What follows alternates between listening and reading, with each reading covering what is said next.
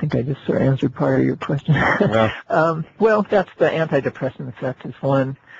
As I just mentioned. Well, that actually almost falls more under a medical thing, since they call it Schedule 1. It's obviously got medical application, right?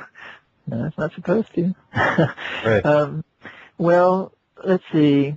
Well, it does fall sort of under a medical category. Well, that's a beneficial effect. Well, in terms, to me, for me, what I find useful about it is it's a tremendously powerful tool for delving into the inner psyche, into basically doing self-exploration, and but it can be used as a tool for doing meaningful self-exploration.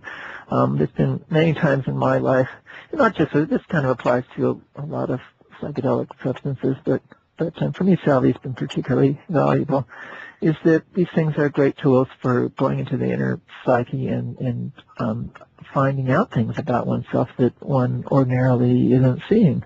Sometimes there's things that, should be obvious to ourselves, like solutions to relationship problems, or really understanding how we really feel about things.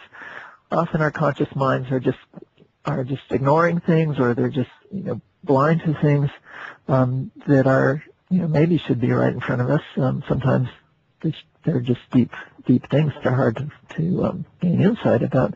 But salvia and some of these other related things often just puts you in a place where you go into your inner self, and the answer is just right in front of you, and you wonder, like, well, how come I just didn't see that before? I don't know if I'm making myself that clear with what I'm trying to describe, but I know that that's something that's been very valuable to me. Particularly, I can think of cases in relationships where I just was, struggling with issues and frustrated, and just wasn't really seeing what I needed to do about a situation. I have a good example for you. My wife and I met at the Planck conference about 8 or 9 years ago, about 8 years ago now, and we had a salvia experience together. And this is after we'd only known each other for a few days. And I had been a person who was really, I guess, afraid of commitment, I guess you could say, in my relationships. Afraid of what? Oh, commitment. I would say okay. My relationships in the past. I always, the idea of actually marrying somebody was just, even though I'd been in long-term relationships, a 16-year relationship and so forth, living together was fun, but the idea of marriage just scared me to death. And so here's this person who I met and hardly knew, and I certainly wasn't looking for anyone to get very seriously involved with at that point. But we took salvia together, and I had a vision of bridal veils. It's just like our field of vision was like swarming with these bridal veils. And it just made me realize that I actually was really attracted to this person, and like just was thinking, like, I realized that there was that I had these very deep feelings, and that I actually we ended up marrying the next year. So that was kind of an interesting thing. But it's that kind of thing. It's like I wasn't actually seeing it consciously, but during the experience, it made me, real. Maybe I, eventually would have, come around to realizing my feelings about her. But it put it right in my face. Even I think, part of my mind on a conscious level was actively avoiding that kind of line of thinking. So I wasn't actually facing my feelings, and there's been lots of experiences like that in my life with various psychedelics. Great tools for getting in touch with your inner feelings and getting clarity about what's important to you in life. Your own psychotherapy. Yeah, exactly. So, what is the single most important thing you would like people to understand about salvia, and for that matter, take away from this interview? Single most. I was going to narrow it down. Well, I don't know. There's so many things I want to say. The single most, I think, is that it should be used in a mindful, respectful manner, and that people should be very aware that it's important, like all drugs, it's important to use appropriate doses. Unfortunately, a lot of the salvia products that are being marketed today are excessively potent extracts that have no dosage information on the packages and no guidelines for how to use the right amount to produce this manageable, productive experience. So I think that most people using salvia today are actually taking excessively high doses and understandably having very disorientating, confusing, unpleasant experiences because they're just taking excessively high doses. And why people are marketing these really excessively potent extracts is presumably because just businesses, first there was a 5 times potent extract, right. And then some other vendors that thought they could corner more of the market if they sold it 10 times, and there was this kind of escalation in potency, and obviously a lot of these people just don't really care what effect it has on people, they just want to sell it. I know that really bothers me a lot, but, recently there's been, in the last couple of years, there's been a lot of people posting videos of themselves or their friends on salvia on YouTube, and the vast majority of those clearly, show people not only taking salvia in a really careless and mindless, reckless way, but they just by seeing the behavior, it's clear that they're taking excessively high doses, and it's not surprising given what's being marketed these days. So that really bothers me. So I really think it's really important for people to be aware that there's a problem with that, and that people, stronger is not better. With any drug, it's there is a useful dose, and there's a dose that's producing problems. What's the highest level of extract you recommend? Sorry for interrupting you there. Yeah, no, well, that's well, if a person has an analytical balance, they can, pure salvinorin A can be used quite safely if you have an analytical balance and you can weigh, a milligram or less accurately, and you know exactly how much you're getting. But most people don't, and most of the products don't say exactly how much salvinorin A is in the product. So even if you did have a precise balance, you wouldn't really know how much to weigh. A lot of the majority of these products will say something like 5x or 50x or 80x or whatever, which basically means that the product is supposedly that many times more potent than the leaf material from which it was made. But salvia leaves vary a lot in potency to begin with, so 5 times one batch of leaves is not the same as 5 times another batch of leaves. Some leaves can vary, quite a bit. Sometimes, they range from, the weakest ones being like maybe half a milligram of salvinorin A per gram, and the stronger ones being 4 or 5 milligrams. So, multiple times levels of potency in the leaves to begin with. So those numbers, they only tell you how many times more potent it is than the starting material. So that's not a precise dosage to begin with. Also, a lot of these products are clearly exaggerating the potencies. Things that say 60x or 80x are not 68 or 80x. It just doesn't make sense. It would be like a pure white crystalline material if you're getting into that strength, and they're not those things. So obviously a lot of manufacturers are exaggerating the claims, just thinking that it's going to sell the product better. There's also some confusing labeling going on where people will say 40x or something like that, and it's not actually 40 times the potency. It's actually what they're saying that it's actually 40. It has 40 milligrams of salvinorin A per gram of leaf, and so they're just sort of using that 40x nomenclature in a different way, and that is very, totally confusing, because actually if you translated 40 milligrams per gram, it would probably be more in the neighborhood of, 20x or something like that.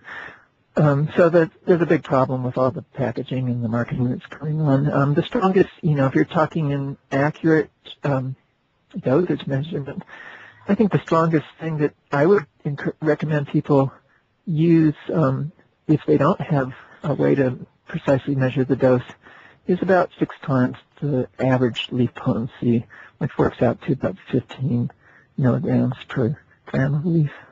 Yeah, I used to be able to get 7x, and I always thought that 7x was about perfect for my personal use. Yeah. Yeah, it gets much stronger than that. Then it starts, well, because at that concentration, it makes it easier to smoke than the plain leaf, so you don't have to inhale so much smoke. But it's still, there's a certain measure of safety because you can only inhale so much smoke in one lungful. So you can't, it makes it, if it's not too strong, you won't accidentally take an excessively strong dose with one lungful. So the amount you can inhale, provides some safety. And then, if you, based on the effect you get from the first lungful, if you can take a second one if you judge you want a stronger effect. But when it starts getting stronger than that, you can easily take 2, especially when you get these really strong potencies like 20, 30, 40, whatever. You can very easily take, doses 2 or 3 times stronger or more than what is really manageable in one lungful. And I think that based on what I'm seeing sold these days, and this behavior of people I see on these YouTube videos, I think that's what's happening is people are taking, really excessively high doses, and I don't know, I don't understand this whole YouTube phenomenon, why people would want to, really take a high dose of a drug and stumble around acting foolish and put it on the internet is, I don't know, sir, I guess it's that jackass phenomenon. Right, exactly, and it's like the level of ignorance when you put it in context with the Mazda text where it's originated, it's just beyond it's absurd. Yeah. Well, is there anything else you would like to add to the discussion? No, be safe and be conscientious about doing things. Be, mindful and aware of why you, engage with these kinds of experiences and substances, and stay safe.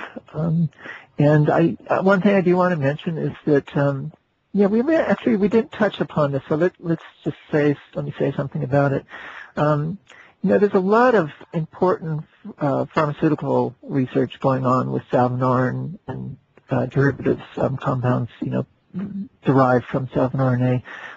There's a lot of excitement amongst various pharmacologists, and that they think that salvinorin A could be some truly useful medical compounds, and that's certainly unrelated to its traditional use and so forth, or why most of us use salvia. But I think it's an important point to mention is that there really are strong indications that very valuable medications, particularly like non-addictive pain medications and so forth, could be developed from salvinorin A derivatives. So that's something that is important to point out, especially when people are talking about putting salvia in Schedule 1, putting a substance in Schedule 1 really severely hampers research, and that this is a kind of a crime to stop research on something that can be useful for people's well-being. Yeah. So, Daniel, you've got a new book coming out here sometime soon, and do you want to talk about that real quick? Oh, I have a book, tentatively titled Divine Sage. I started writing this thing about 11 or 12 years ago, and at the time I started writing it, very little was known about salvinorin A. It wasn't known how it acted in the brain. There was like hardly any scientific research on it. Very little was known about the plant. And a lot of what people thought they knew about the plant turned out to be inaccurate. So when I first conceived of it, it's going to be a slim volume, sort of just, with guidelines on how to use it in a safe, responsible way and how to grow the plant and so forth. But, there's been lots of delays and interruptions in my life that have caught me to put it on the back burner for periods of time. And during those periods, a lot's changed in the world of salvia, and it's gotten a lot, it's being, used by a lot more people. It's much more widely available. There's these legal issues that are changing in the world around salvia. There's all this research. There's been, in the last 5 or 6 years, there's been something like 120 papers published in peer-reviewed scientific journals describing scientific research on salvia. So I've had to incorporate, well, I haven't had to, but I've chosen to incorporate all this people, is that these things are great tools for going into the inner psyche and finding out things about oneself that one ordinarily isn't seeing. Sometimes there's things that, should be obvious to ourselves, like solutions to relationship problems or, really understanding how we really feel about things. Often our conscious minds are just ignoring things, or they're just, blind to things. I think I just sort of answered part of your question. Yeah. Well, that's the antidepressant effect is one. As I just mentioned. Well, that actually almost falls more under a medical thing, since they call it Schedule 1. It's obviously got medical application, right? No, it's not supposed to. Right. Well, let's see. Well, it does fall sort of under a medical category. Well, that's a beneficial effect. Well, in terms, to me, the way that's something that's been very valuable to me, particularly, I can think of cases in relationships where I just was, struggling with issues and frustrated and just wasn't really seeing what I needed to do about a situation. I have a good example for you. My wife and I met at the Planck conference about 8 or 9 years ago, about 8 years ago now. And for me, what I find useful about it is it's a tremendously powerful tool for delving into the inner psyche, into basically doing self-exploration, but it can be used as a tool for doing meaningful self-exploration. There's been many times in my life, not just this kind of applies to a lot of psychedelic substances, but for me, Salvia's been particularly valuable, that are maybe should be right in front of us. Sometimes they're just deep things that are hard to gain insight about. But Salvia and some of these other related things often just puts you in a place where you go into your inner self and the answer is just right in front of you, and you wonder, like, well, how come I just didn't see that before? I don't know if I'm making myself that clear with what I'm trying to describe, but I know